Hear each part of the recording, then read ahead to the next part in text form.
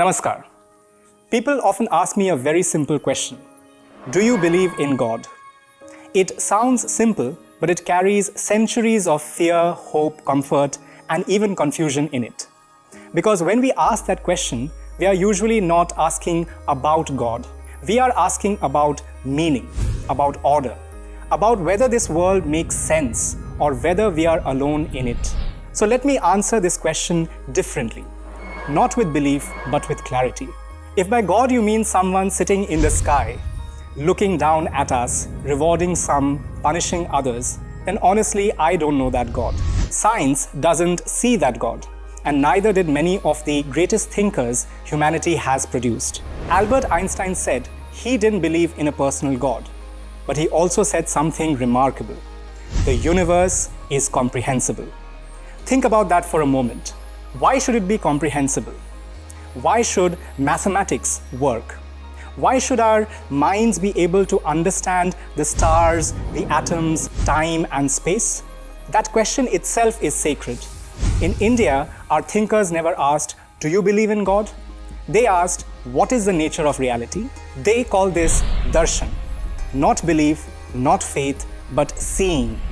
They said, "Don't worship blindly, look carefully." And when they looked, they found something profound. Everything is connected. There is no sharp line between matter and life, between you and this universe. 100 years ago, an Indian scientist named Acharya Jagadish Chandra Basu showed something astonishing. He showed that plants can respond to pain, that metals can get tired, and that matter reacts. He didn't say that stones have thoughts like humans. He said something deeper still. That responsiveness is everywhere. Life is not an exception. Life is a continuation. So where does consciousness begin? Where does God begin? A philosopher named Baruch Spinoza gave a very brave answer. He said, God or nature, they are the same thing. Not a God outside the universe, not a God controlling it from above, but the order within it, the laws, the harmony, the reason things hold together instead of falling apart. This idea scared people because it meant God cannot be owned, God cannot be controlled, cannot be used. But it also meant something beautiful. You don't have to go anywhere to find God. You're already inside it. In the logic of Ish, we use the word Ish not as a name of God, but as a way of pointing to something more subtle. Ish is not a thing. Ish is not a person. Ish is the fact that the universe makes sense at all, that fire burns, that seeds grow, that equations can predict the movements of the planets, that your mind can ask questions. Ish is not someone who exists.